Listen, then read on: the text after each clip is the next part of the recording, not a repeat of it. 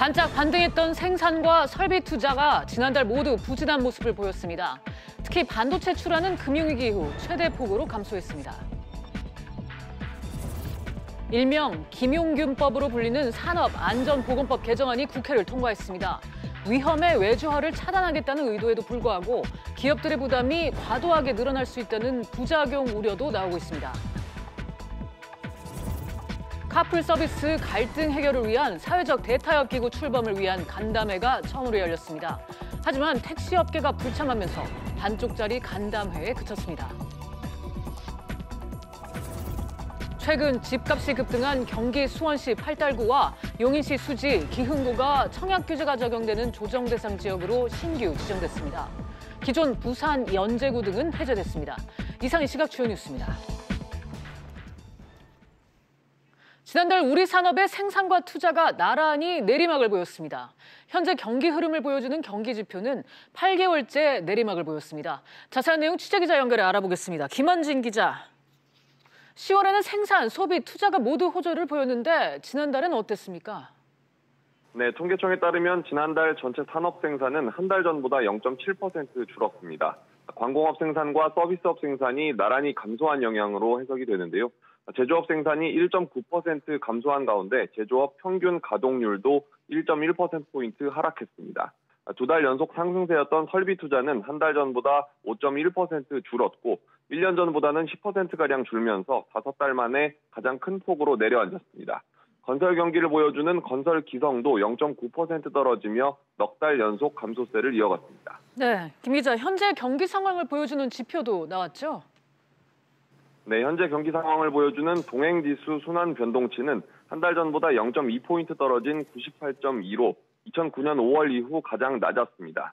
그리고 8개월 연속 하락세를 보이면서 경기 상황에 대한 우려를 낳고 있는데요. 앞으로의 경기를 전망하는 선행지수 순환 변동치는 6개월 연속 마이너스를 기록하며 지난 2009년 4월 이후 가장 낮았습니다. 네, 기업들이 체감하는 경기도 좀처럼 살아나지 않는 모습이죠. 네, 한국은행에 따르면 지난달 기업 경기 실사지수는 한 달 전보다 2포인트 떨어진 72를 기록했습니다. 지난 2016년 이후 2년 2개월 만에 가장 낮은 수준인데요. 이 지수가 100을 넘지 않으면 경기를 부정적으로 보는 기업이 많다는 것을 의미합니다. 지금까지 SBS CNBC 김한진입니다. 어제 산업 현장의 안전 규제를 대폭 강화하는 내용의 산업안전보건법 개정안, 일명 김용균법이 국회 본회의를 통과했습니다. 도금 작업 등 위험 업무에 대한 도금을 금지하고 안전 조치를 위반한 사업주에 대한 처벌을 강화한 게 핵심입니다. 자세한 얘기 취재기자 연결해 알아보겠습니다. 박규준 기자. 네, 박규준입니다. 네, 결국 통과가 됐습니다. 네, 그렇습니다. 어제 위험의 외주화를 막기 위한 산업안전보건법, 이 산안법 개정안이 국회를 최종 통과했습니다. 이 개정안은 지난 2월에 고용노동부 입법이고 그리고 10월에 국무회의 의결을 거쳐서요. 이번에 국회에서 진통 끝에 처리가 됐는데요. 이 태안화력발전소에서 하청 근로자로 일하다 숨진 이 고 김용균 씨 사고가 이번 국회 통과의 결정적인 계기가 됐습니다. 지난 2016년 5월에 구의역에서 스크린도어를 정비하던 근로자가 숨졌을 때도 산안법 개정안이 논의는 됐지만 법 개정까지는 가지 못했었거든요. 이번에 2년 만에 다시 하청업체 사망 사고가 벌어졌고 이번에 산안법 전면 개정안이 통과가 된 건데 이 전면 개정은 1990년 일부 개정 이후 28년 만입니다. 네, 박 기자, 이번에 이 산업법 개정안 핵심 내용들 설명해 주실 수 있을까요? 네, 핵심은 위험한 작업의 산해 도급을 원천 금지했고요. 안전 조치를 위반한 사업주의 처벌을 강화한 겁니다. 일부 위험 작업에 대해선 도급하는 걸 원천 금지했는데요. 이 직업병 발생 위험이 큰 도금 작업이라든지 수은, 납, 카드뮴을 사용하는 작업들이 여기에 포함이 됩니다. 다만 일시적인 작업이나 또 수급인이 보유한 기술이 사업주의 사업 운영에 필수적인 경우에는 이 고용노동부 장관 승인을 받아서 예외적으로 도급을 허용해 주기로 했습니다. 또한 원청 사업주의 안전보건 조치 의무를 일부 위험 장소에서 사업장 전체로 넓혔고요. 산재 발생 우려가 있을 경우엔 고용부 장관이 직접 작업 중지 명령까지 내릴 수 있도록 했습니다. 이 처벌 부분도 보면요. 원청 사업주가 안전 의무를 위반했을 때 지금은 1년 이하 징역 또는 1,000만 원 이하 벌금이지만 이를 3년 이하 징역 또는 3천만 원 이하 벌금으로 수위를 대폭 강화했습니다. 또 노동자 사망 사고에 대해서는 7년 이하 징역 또는 1억 원 이하의 벌금으로 처벌을 강화했습니다. 지금까지 SBS CNBC 박규준입니다. 산업안전보건법 개정안, 이른바 김용균법이 극적으로 국회 본회의를 통과했지만 논란이 많습니다. 관련해서 최진봉 성공회대 교수 모시고 얘기 이어가 보도록 하겠습니다. 교수님 어서 오세요. 네, 안녕하세요.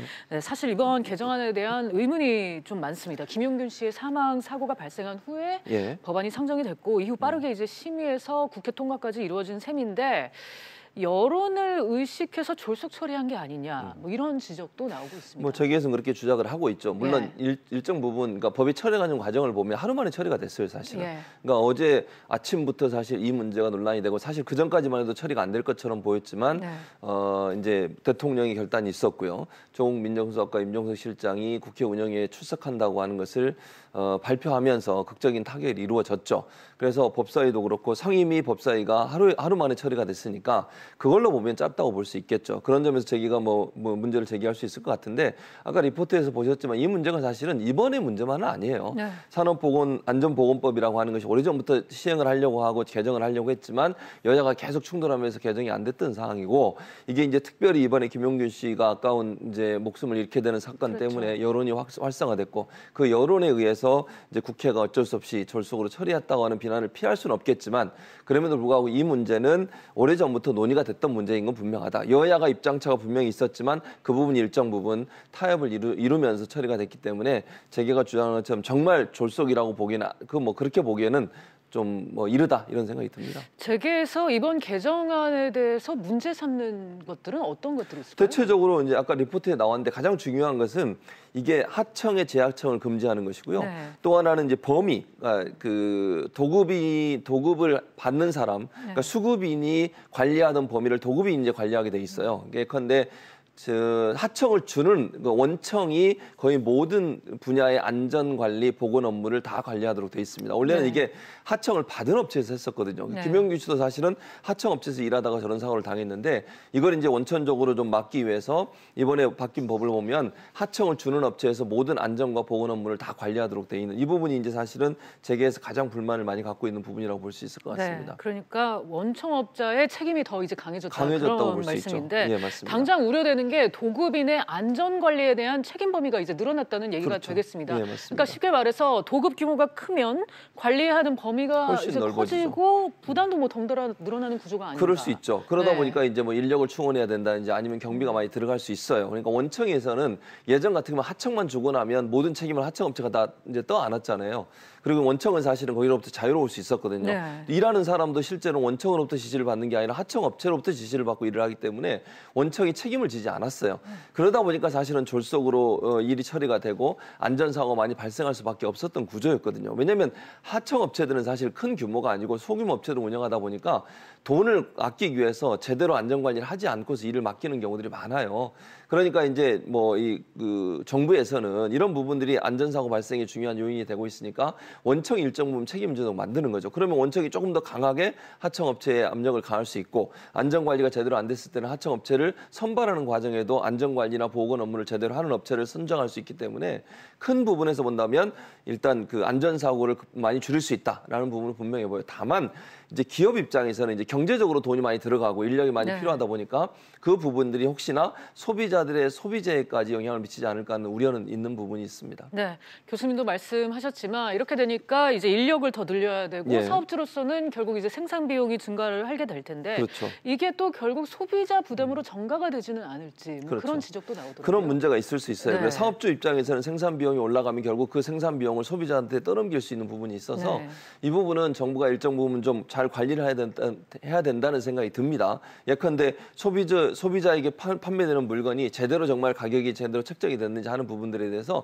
끊임없이 모니터링하고요. 갑자기 가격을 올리는 상황이 있을 경우에 그렇게 된 이유가 뭔지에 대해서 분석해서 기업들이 정말 이걸 전부 다 소비자한테 떠넘기는 그런 행위를 할 수 없도록 정부가 일정 부분 관리 감독을 잘 해야 된다 이런 생각이 듭니다. 네, 그리고 교수님 여기서 이제 궁금한 게 사내 도급과 재하청을 금지시킨 이번 규정이 과연 이 안전 문제를 해결할 수는 있는 건가요? 그러니까 이제 재하청을 아까 제가 잠깐 언급해드렸지만 많은 부분 줄일 수 있다고 봐요. 완벽하게 뭐 할 수 있느냐 이렇게 뭐 질문을 하시면 제가 그렇게 100% 말씀을 드릴 수 없지만 하청 업체들은 규모가 적어서 문제가 많이 발생했고 안전이나 또는 보건 업무를 할 수 있는 어떤 그 재정적인 지원이 충분하지 않기 때문에 그런 문제가 발생할 수 있는데 원청들은 대체적으로 이제 큰 기업들이잖아요. 원청들이 조금 더 관심을 가지고 뭐 인력을 투자하고 돈을 투자해서 안전이나 보건 업무가 제대로 관리할 수 있도록 한다면 지금의 업무보다는 지금의 상황보다는 훨씬 더 상황이 좋아질 수 있다고 봅니다. 그래서 저는 원청이 좀 책임을 더 많이 지면 물론 원청이 부담은 될 수 있겠지만 우리 사회가 정말 위험에 외주하라고 그래서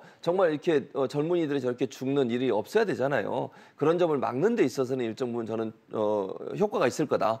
그리고 효과가 금방 나타날 거라고 저는 봅니다. 왜냐하면 원청이 책임을 많이 지게 되면 원청이 더 관리를 할 수밖에 없고요. 하청업체 선정하는 과정에서 그 부분이 중요하게 연결이 되기 때문에 제가 볼 때는 많은 부분 효과는 있을 거로 보여집니다. 네.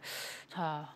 그렇다면 예. 이 현장에 있는 기업들의 상황을 고려해서 그들의 입장을 고려해서 어떻게 대책을 내놓을 수는 있을까요? 일단은 이제 중요한 건 법은 통과됐지만 시행령은 아직 통과가 안 됐거든요. 네. 시행령을 만드는 과정에 있어서 기업들의 입장을 좀 들어줄 필요는 있어요. 그러니까 제가 들어준다는 표현을 기업들의 입장을 일방적으로 받아들이라는 게 아니라 의견을 수렴할 필요가 있다는 거죠. 일단 법은 통과가 됐지만 이 법을 어떻게 시행할지는 구체적인 시행령을 통해서도 정할 수 있거든요. 네. 그 시행령을 정하는 과정에서 기업들의 의견도 충분히 듣고 또 원청이나 아니면 도급 관계에서 어떤 문제가 있는지를 좀 더 면밀히 살펴서 기업들이 주장하고 있는 부분들의 타당성이 있다고 하면 시행령에 좀 반영을 시켜서 기업들의 부담도 일정 부분 줄여줄 수 있는 방안들을 찾아내는 것도 하나의 방법이 될 수 있다고 생각이 됩니다. 그러니까 국회에서 통과된 게 지금 끝이 아니라 또 시행령을 만들어가는 과정도 중요할 그렇죠. 것 같습니다. 예. 오늘은 최진봉 교수와 함께 산업안전보건법 개정안의 국회 통과와 관련해서 자세히 얘기 나눠봤습니다. 교수님 오늘 시간 감사합니다. 감사합니다.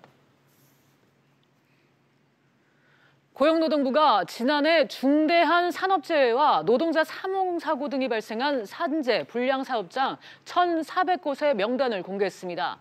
업종별로는 건설업이 56%로 가장 많았고 규모별로는 100인 미만 사업장이 86%로 대부분을 차지해 소규모 사업장일수록 산재에 취약한 것으로 분석됐습니다. 고용부는 이들 사업장 가운데 재발 방지 교육이 필요한 곳에 대해서는 안전보건 교육을 할 계획입니다. 수도권 광역급행철도 GTX 노선이 들어서는 경기도 수원시와 용인시, 수지 그리고 기흥구가 새로운 조정 대상 지역으로 지정됐습니다. 또 토지에 적용되는 표준지 공사지가가 내년 서울 시내 중심으로 최대 2배까지 오를 전망입니다.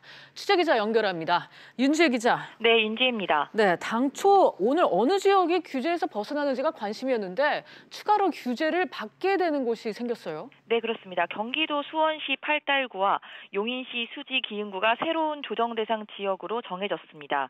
GTX 노선 착공 등을 앞두고 집값 불안이 이어졌던 곳으로 향후 투기 수요를 차단하겠다는 취지인데요. 이들 지역에는 다주택자 양도소득세 중과 등 다양한 부동산 규제가 가해집니다.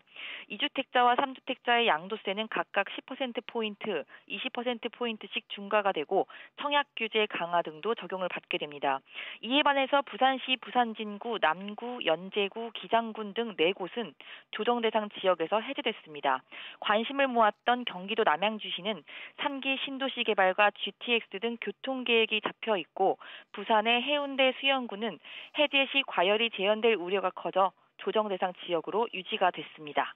네. 또 땅값의 기준이 되는 표준 공시지가가 크게 오른다고요? 네, 맞습니다. 한국감정원이 내년 표준지 공시지가를 공지하고 소유주를 상대로 의견 청취를 시작했는데요. 서울, 명동 등 주요 상권이 최대 2배까지 오를 것으로 보입니다. 표준지 공시지가란 전국에서 대표성 있는 약 50만 필지를 뽑아서 가치를 평가하고 이를 기준으로 나머지에 대한 가격을 정하는 건데요. 우리나라에서 가장 비싼 땅인 서울, 명동 네이처 리퍼블릭 매장 부지에 공시지가가 제곱미터당 9천만 원 수준에서 1억 8천만 원으로 뛰었습니다. 또 강남과 홍대 앞 등 서울 3대 상권이 일제히 오를 것으로 예상됩니다. 네, 임 기자, 공시지가가 오르면 일단 세금 부담도 늘어날 것 같은데요? 네, 그렇습니다. 양도세와 상속세, 증여세뿐 아니라 토지 초과 이득세나 개발 부담금 등 각종 조세와 부담금 부과의 기준이 되기 때문인데요. 내년 부동산 관련 세부담이 줄줄이 오르면서 부동산 소유주들이 임대료를 올려서 세금 부담을 임차인에게 전가시킬 수도 있다는 우려가 나옵니다. 지금까지 SBS CNBC 윤지혜입니다. KB국민은행이 결국 내년 1월 총파업에 나섭니다. 어제 진행된 총파업 찬반 투표에서 파업이 최종 가결됐기 때문인데요. 자세한 내용 취재기자 연결해 알아보겠습니다. 정지환 기자.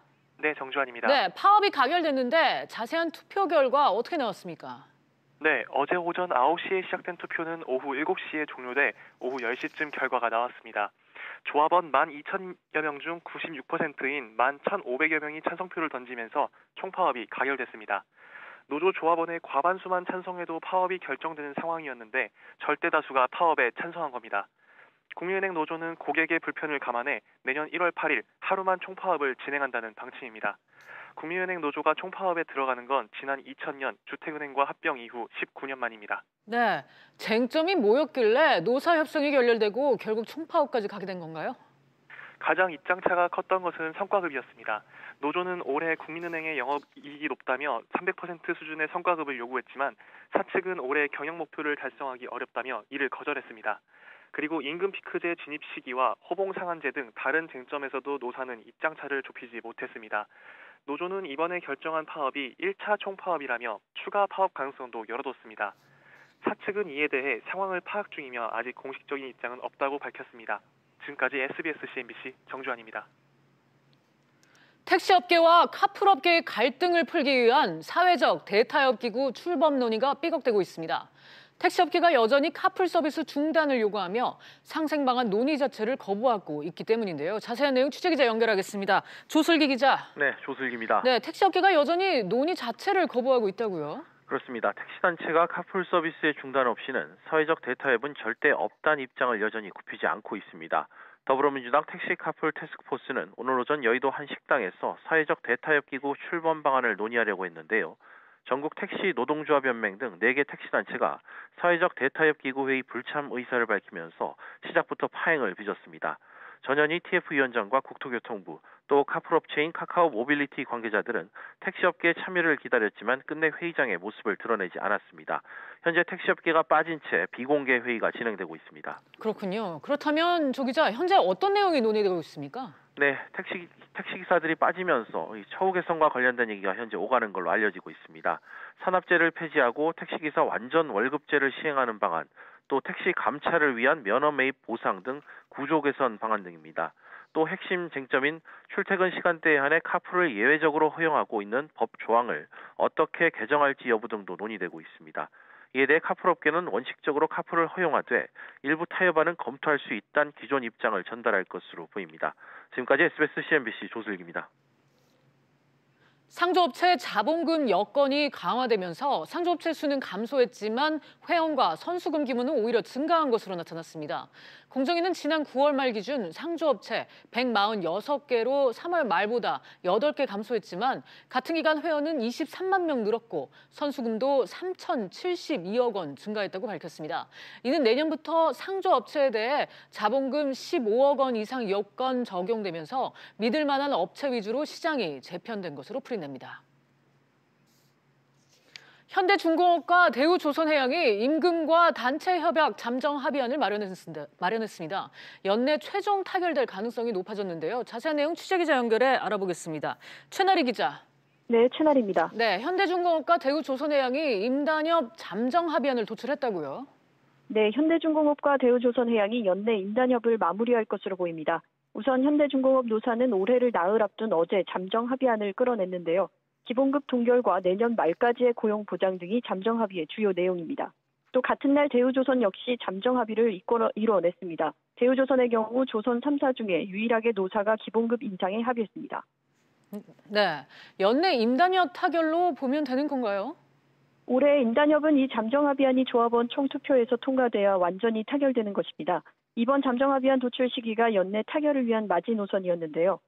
변수가 없다면 연내 타결이 유력해 보입니다. 현대중공업의 경우 노조가 오늘 대의원대회, 조합원 대상 설명회 등을 열고 곧 찬반 투표 일자를 확정할 예정입니다. 대우조선 노조는 오는 31일 조합원 총회를 열고 잠정 합의안 찬반 투표를 시행합니다. 네, 그렇다면 조선 3사가 모두 임단협을 마무리 짓는 셈이군요. 그렇습니다. 앞서 지난 9월 삼성중공업은 2016년부터의 3년치 임단협을 최종 타결한 바 있습니다. 따라서 조선 3사 모두가 연내 임단협 타결에 성공한 건데요. 3사 모두 고용 안정을 기반으로 노사가 한 발씩 양보한 셈입니다. 조선업의 경기 침체로 지역 경기가 수년째 가라앉은 상황에서 업계와 노사 모두가 위기 극복을 위해 노력하자는 공감대를 형성한 것으로 풀이됩니다. 지금까지 SBS CNBC 최나리입니다.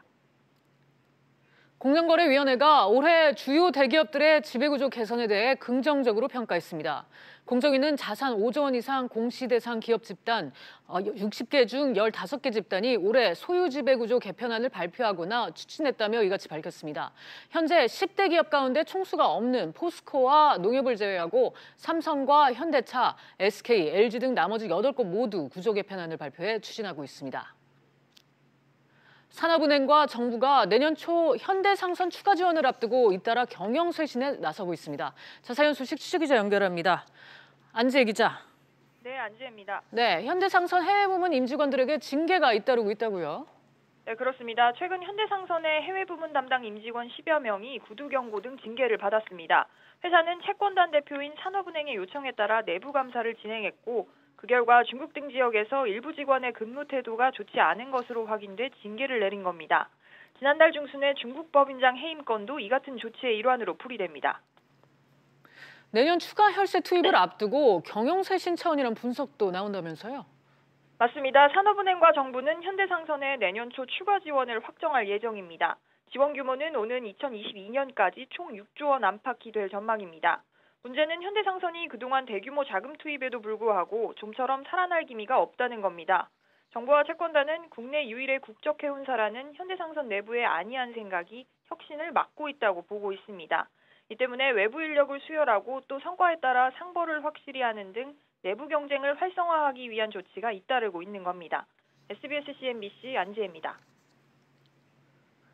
올해 우리 국민 10명 중 6명이 암검진을 받은 것으로 나타났습니다. 국립암센터는 성인 4,000명을 표본으로 뽑아 암검진 수검 행태 조사를 한 결과 수검률이 63.3%로 나왔다고 밝혔습니다. 암 종류별 수검률은 위암이 72.8%로 가장 높았고 유방암과 대장암, 자궁경부암 순으로 조사됐습니다. 지난 4월 취임한 문용식 한국정보화진흥원장이 현 정부 인사 중 두 번째로 많은 134억 원의 재산 내역을 신고했습니다.